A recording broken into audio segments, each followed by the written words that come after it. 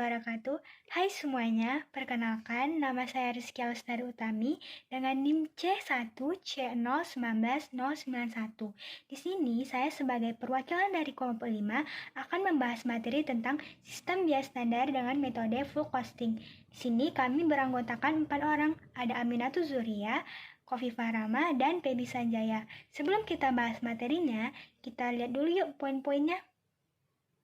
Baiklah teman-teman, sekarang kita bahas poin-poin materinya ya. Untuk poin yang pertama ada pengertian dari biaya standar. Untuk poin yang kedua ada manfaat dari biaya standar. Untuk poin yang ketiga ada kelemahan dari biaya standar. Untuk poin yang keempat ada pusat pertanggungjawaban. Untuk poin yang kelima ada jenis dari biaya standar. Untuk poin yang keenam ada analisis penyimpangan biaya sekunya dan biaya standar. Untuk poin yang ketujuh, ada analisis selisih BOP. Untuk poin yang terakhir, ada metode biaya standar. Baiklah teman-teman, sebelum kita bahas materinya, jangan lupa di like dulu ya, di komen, dan subscribe. Untuk materi yang pertama akan dibahas oleh teman saya, Feby Sanjaya. Langsung saja ke videonya. Assalamualaikum warahmatullahi wabarakatuh. Perkenalkan, nama saya Feby Sanjaya dari kelas R009 dengan NIM C1C019-055. Di sini saya akan menjelaskan tentang pengertian biaya standar, yaitu biaya standar adalah biaya yang seharusnya terjadi atau dikeluarkan untuk memproduksi satu unit barang atau jasa yang diperoleh dari estimasi kuantitas barang yang dibutuhkan untuk menghasilkan produk dan biaya per unit dari barang tersebut. Menurut Mulyadi 1992, biaya standar merupakan biaya yang ditentukan di muka atau biaya yang merupakan jumlah biaya yang seharusnya dikeluarkan untuk membuat satu satuan produk atau untuk membiayai kegiatan tertentu di bawah asumsi kondisi ekonomi atau efisiensi dan faktor-faktor lain tertentu. Dan selanjutnya ada juga manfaat biaya standar dan kelemahan biaya standar. Yang pertama, manfaat biaya standar ada 3, yaitu sistem biaya standar dirancang untuk mengendalikan biaya. Yang kedua, sistem biaya standar memberikan pedoman kepada manajemen beberapa biaya yang seharusnya untuk melaksanakan kegiatan tertentu. Dan yang ketiga, sistem biaya standar menyajikan analisis penyimpangan biaya sesungguhnya dan biaya standar. Yang kedua yaitu kelemahan biaya standar. Kelemahan biaya standar yaitu ada 4. Yang pertama, tingkat ketepatan atau kelonggaran standar tidak dapat dihitung dengan tepat. Dan yang kedua, seringkali standar cenderung untuk menjadi kaku dan tidak fleksibel, meskipun dalam jangka waktu pendek. Yang ketiga, keadaan produksi selalu mengalami perubahan, sedangkan perbaikan standar jarang sekali dilakukan. Dan yang terakhir, yang keempat, yaitu perubahan standar menimbulkan masalah persediaan. Baiklah, hanya itu yang dapat saya sampaikan dari presentasi kelompok kami, dan selanjutnya akan dilanjutkan oleh rekan saya. Terima kasih. Assalamualaikum warahmatullahi wabarakatuh. Perkenalkan, nama saya Rizky Alustari Utami dengan NIM C1C019-091.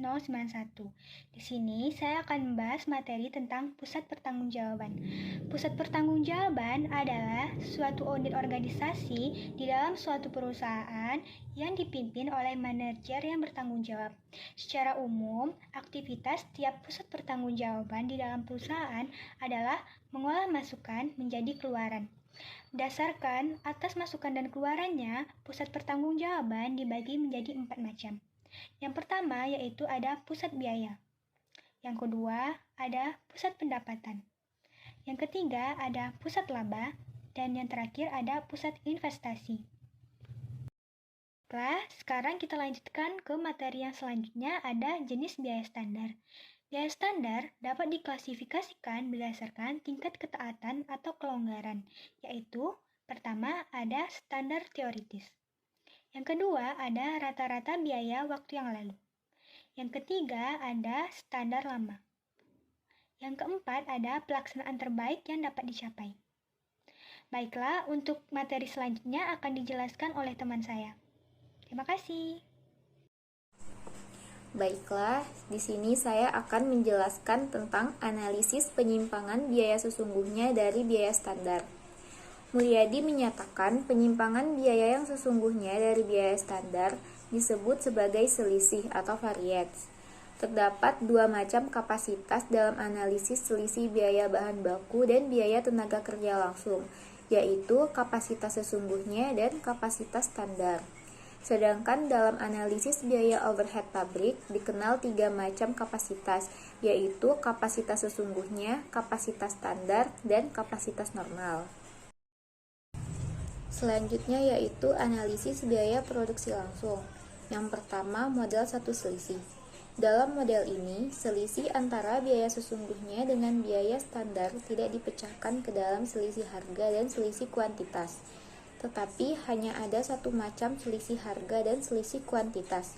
Jadi, dalam analisis biaya produksi hanya akan dijumpai 3 selisih, yaitu selisih biaya bahan baku, selisih biaya tenaga kerja langsung, dan selisih biaya overhead pabrik. Analisis dalam model ini dapat digambarkan dengan rumus tersebut. Yang kedua, model 2 selisih. Dalam model ini, selisih antara biaya sesungguhnya dengan biaya standar dipecahkan menjadi 2 macam, yaitu selisih harga dan selisih kuantitas atau efisiensi. Rumus perhitungan selisih dapat dinyatakan dengan persamaan berikut ini. Yang ketiga yaitu metode 3 selisih. Dalam metode ini, selisih antara biaya sesungguhnya dengan biaya standar dipecahkan menjadi 3 macam selisih, yaitu selisih harga, selisih kuantitas, dan selisih efisiensi. Masing-masing selisih tersebut dapat digambarkan dengan rumus sebagai berikut. Selanjutnya yaitu selisih biaya overhead pabrik. Perhitungan biaya overhead pabrik berbeda dengan perhitungan selisih biaya produksi langsung. Perhitungan tarif biaya overhead pabrik adalah menggunakan kapasitas sesungguhnya yang ingin dicapai. Dalam perusahaan yang menggunakan sistem biaya standar, analisis selisih biaya overhead pabrik dipengaruhi oleh kapasitas standar. Menurut Mulyadi, ada 4 model selisih biaya overhead pabrik. Yang pertama, metode satu selisih. Dalam model ini, selisih biaya overhead pabrik dihitung dengan cara mengurangi biaya overhead pabrik dengan tarif standar pada kapasitas standar dengan biaya overhead pabrik yang sesungguhnya. Yang kedua, model 2 selisih. Selain BOP yang dihitung dengan model 1 dapat dipecahkan menjadi 2 macam selisih, yaitu selisih terkendali dan selisih volume. Selisih terkendali adalah perbedaan BOP sesungguhnya dengan BOP yang dianggarkan pada kapasitas standar. Sedangkan selisih volume adalah perbedaan antara biaya overhead pabrik yang dianggarkan pada jam standar dengan BOP yang dibebankan kepada produk atau kapasitas standar dengan tarif standar. Yang ketiga yaitu model 3 selisih. Selisih BOP yang dihitung dengan model 1 selisih dapat dipecahkan menjadi 3 selisih, yaitu selisih pengeluaran, selisih kapasitas, dan selisih efisiensi. Yang keempat yaitu model 4 selisih. Model 4 selisih merupakan perluasan model 3 selisih. Dalam model ini, selisih efisiensi dalam model 3 selisih dipecahkan lebih lanjut menjadi 2 selisih berikut, yaitu selisih efisiensi tetap dan selisih efisiensi variabel. Assalamualaikum warahmatullahi wabarakatuh. Perkenalkan, nama saya Aminatul Zuria dengan NIM C1C019127 akan menjelaskan tentang poin metode sistem biaya standar. Metode biaya standar ini terbagi menjadi 2. Yang pertama metode tunggal atau disebut single plan dan metode ganda atau disebut partial plan. Perbedaan antara 2 sistem akuntansi biaya standar tersebut terletak pada waktu penyajian informasi mengenai terjadinya penyimpangan antara biaya standar dengan biaya sesungguhnya dalam manajemen. Selanjutnya, metode ganda atau partial plan. Nah, dalam metode ini, rekening barang dalam proses dicatat angka ganda.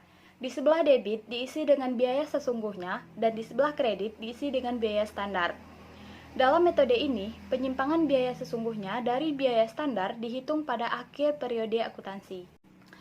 Dalam akuntansi biaya metode ganda atau partial plan mempunyai beberapa karakteristik. Yang pertama, rekening barang dalam proses didebit dengan biaya sesungguhnya dan dikredit dengan biaya standar.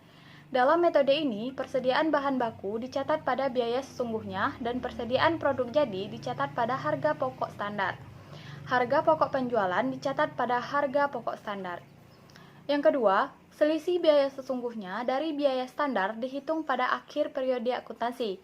Setelah harga pokok persediaan produk dalam proses ditentukan dan harga pokok produk jadi yang ditransfer ke gudang dicatat dalam rekening barang dalam proses. Ketiga, selisih biaya sesungguhnya dari biaya standar merupakan jumlah total perbedaan antara biaya standar dengan biaya sesungguhnya. Analisis terhadap selisih-selisih tersebut memerlukan bantuan informasi yang tidak tersedia dalam rekening-rekening buku besar. Baiklah, mungkin sekian video pembelajaran dari kelompok kami mengenai sistem biaya standar dengan metode pool costing. Apabila terdapat kesalahan, kami mohon maaf karena kami masih dalam tahap pembelajaran. Dan bagi teman-teman semua, jangan lupa like, komen, dan subscribe video ini. Dan jangan lupa juga untuk share video ini ke teman-teman kalian agar video ini bisa bermanfaat. Sekian, terima kasih. Saya tutup dengan wabillahi taufiq wal hidayah.